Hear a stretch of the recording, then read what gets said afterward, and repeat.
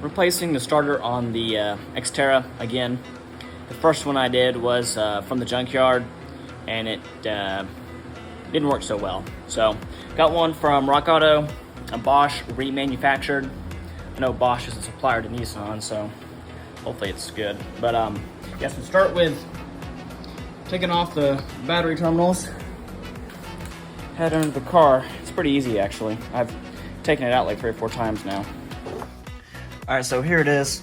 The starter's right here. I already got this one loose. That's a 14 millimeter. This one's a 14 millimeter. So take that out. Gonna leave this in here until I loosen up the 12 millimeter nut on top of here, which I might be able to get a video of.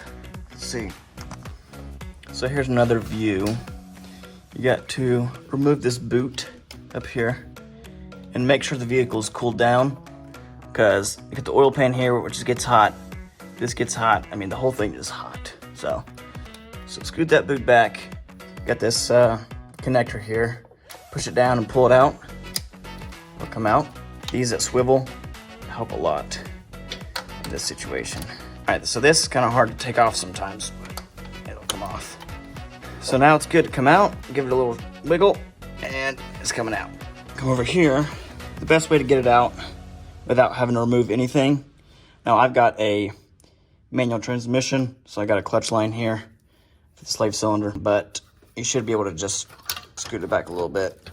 So scoot it back, make sure this thing doesn't fall on your face, and then slowly maneuver it out past the clutch line, and it slides right out. So I got a really muddy starter. It is from the junkyard, but I think I did all that to it. So now, looking all pretty and clean. Like I said, this is a Bosch, remanufactured. It even says, "Don't strike with a hammer." Kind of funny. Who would do that? Who would strike it with a hammer? Now to get back in, pretty easy. Just slide it past the clutch line. A little plate here. I think it goes this way. All right, just gonna slide it up in there.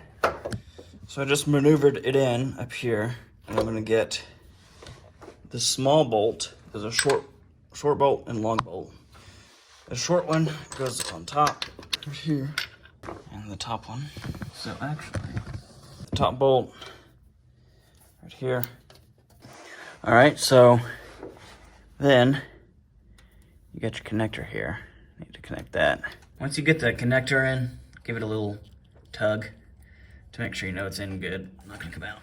All right, get the bolt on. The nut. Get the nut on.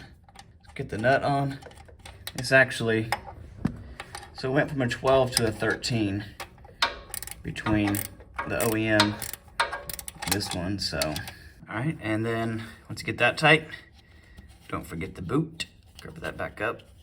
We're good to go. Fan.